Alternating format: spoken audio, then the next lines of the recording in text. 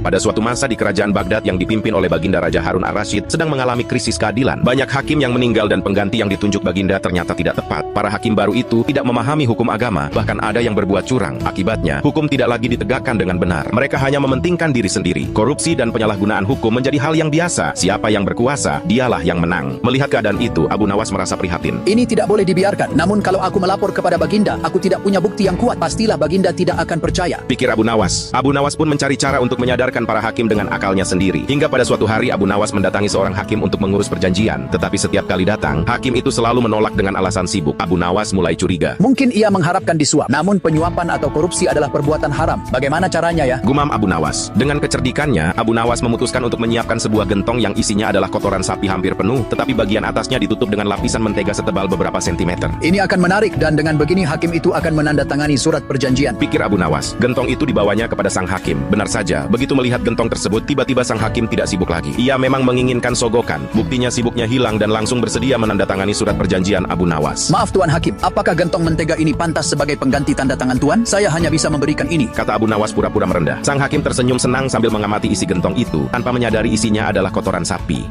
Jangan terlalu dalam memikirkan hal itu, asalkan ini bisa membantu, kata sang hakim. Karena penasaran, hakim itu mencolek sedikit mentega dengan ujung jarinya, lalu mencicipi dan berkata, enak sekali mentega ini, tidak sia-sia bekerja sama denganmu Abu Nawas. Tentu sesuai dengan ucapanmu, jangan terlalu dalam mencolek menteganya, jawab Abu Nawas sambil tertawa puas. Hakim hanya mengangguk, tidak tahu maksud sebenarnya. Karena takut ketahuan, Abu Nawas kemudian berpamitan, meninggalkan hakim yang merasa puas dengan hadiah itu. Abu Nawas senang bisa mendapatkan tanda tangan sang hakim. Namun lebih menyenangkan lagi, Abu Nawas berhasil mengerjai hakim si tukang korupsi itu. Dengan hati gembira, sang hakim membawa gentong mentega itu pulang. Ia mengajak istri dan anak-anaknya makan bersama. Pada awalnya, mereka menikmati mentega yang manis dan gurih. Namun, setelah lapisan mentega habis, mereka mulai memakan kotoran sapi. Dan mereka baru sadar, apa ini busuk sekali seperti kotoran sapi. Sang hakim dan keluarga berusaha memuntahkan kotoran hewan yang termakan. Namun tidak bisa. Saat itu barulah sang hakim sadar bahwa itu adalah cara Abu Nawas untuk menyadarkannya. Sang hakim merasa malu dan menyesal menyalahgunakan kekuasaan yang seharusnya digunakan untuk menegakkan keadilan, namun malah sebaliknya, ia korupsi dan menyalahgunakan jabatan demi keuntungan pribadi.